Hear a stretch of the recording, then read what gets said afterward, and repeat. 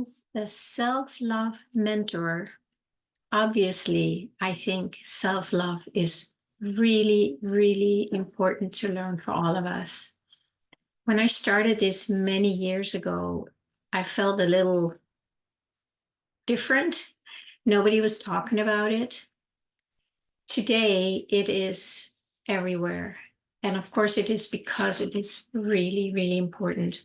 As long as we are not loving, allowing, accepting every single part of us. We live in duality. We live away from ourselves.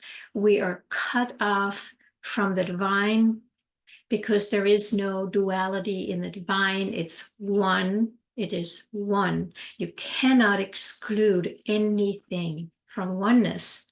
Well, you can, but then you live outside of who you are, what you are. You live cut off from the divine. It's like that branch that's cut off, and the branch is not receiving the nourishment from the tree, the I that I am, that we all are. So super, super important. And as long as we have all these parts that are rejected, resisted, trying to be gotten rid of, our energy is simply out there trying to be different than we are. And none of our energy goes to who we truly are. And we are none of that. But the thing is, until you know that by having included it, invited it, experienced it fully, you don't know that because it's all happening in the mind. There's the trauma that we all go through just by living as human beings. There's the resistance, there's the fear, and we have to go out there. There is no out there, but it seems like there is, like we lead out from our center of I, and then we battle it, but it has to stop. And I've always felt that self-love is literally the bridge to oneness from the seeming duality that we live in. Highly, highly recommend it and love it. I feel so blessed that that has been part of my calling. But I do want to add something to it today.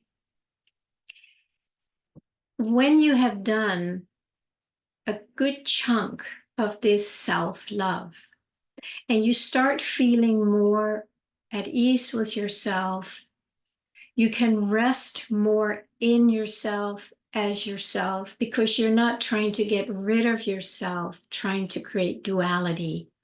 So once you come to this place, there is the next unfolding, which comes naturally, but I want to just name it today. And that is that you kind of move from self-love to self-surrender. I've always said that self-love is not the goal, but it's the means to get to the goal, which is, of course, realizing the true I that you already are. So you need to have enough of your consciousness available to place it inside of you instead of battling it out here. Now, there is this place which is called spiritual bypass, which I will talk about often because it's been a big misunderstanding that many do in the early stages and later stages in life, when we try to bypass this whole inclusivity of all that we are.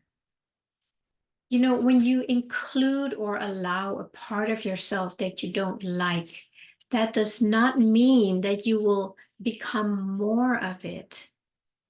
That's probably a misunderstanding when you don't understand the power and the truth of real self-love. then there is a tendency to be very afraid that it's never going to go away. And then you suppress it more. And the more you suppress it, the more energy you give to it, and it's like, no, I don't want to be repressed. And you have this inner battle, and the energy just builds and grows, and it will not set you free. It cannot set you free because you are doing the opposite of what you really want and what you are. So once you learn to love these parts, we don't want to create, a new movement of I love myself and make that like the thing, where we do nice things for ourselves, and we, there's all this, there's kind of a whole thing around it that we have to be very careful about, because then you just step into a new identity, which is not who you are.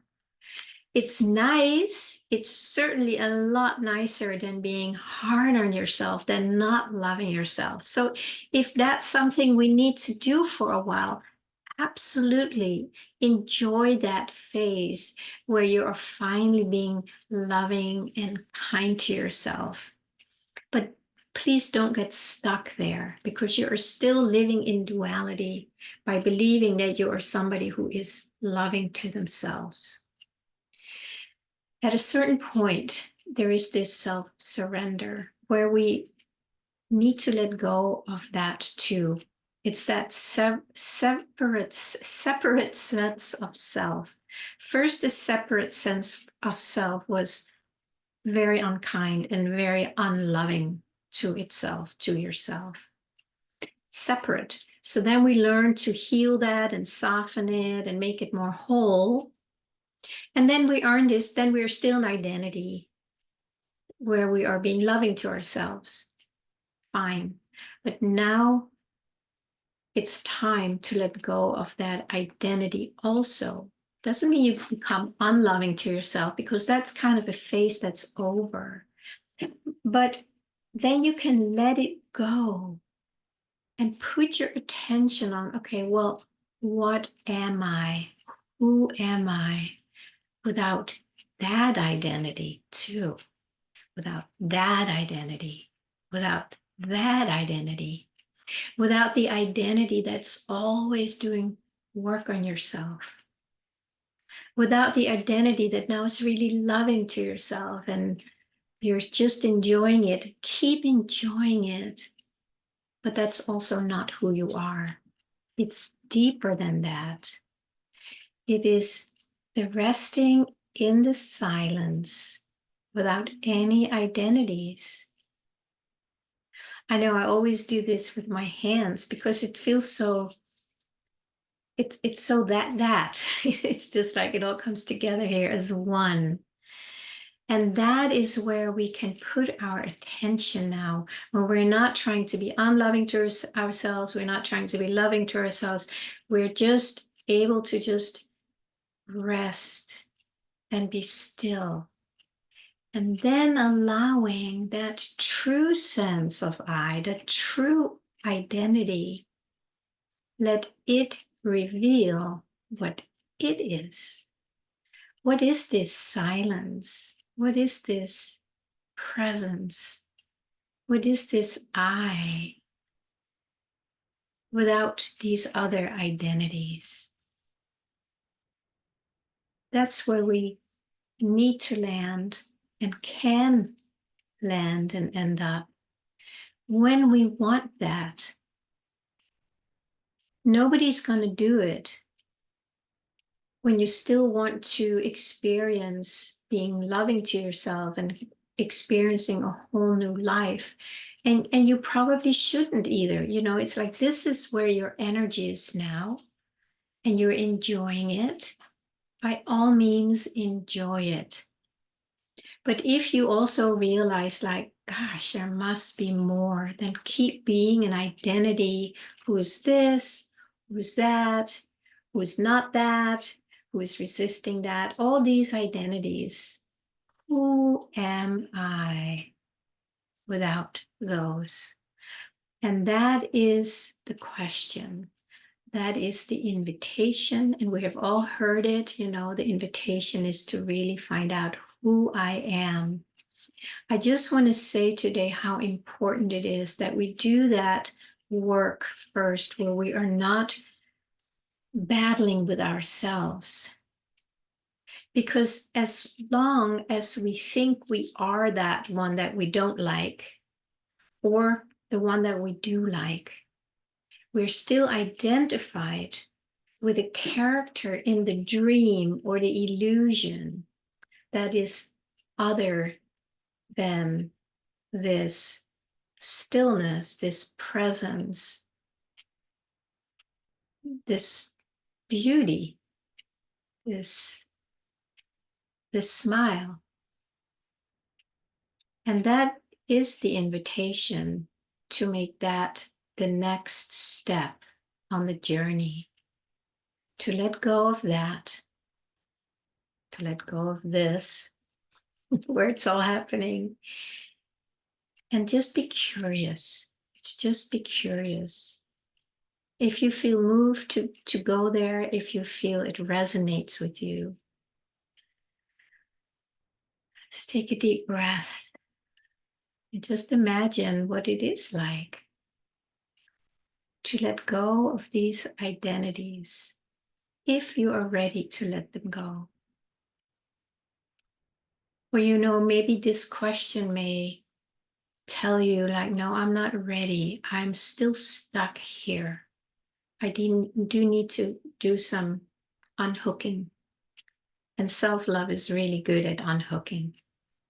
And then you'll get more energy available, more consciousness available, where you can say, yeah, now this is all I want.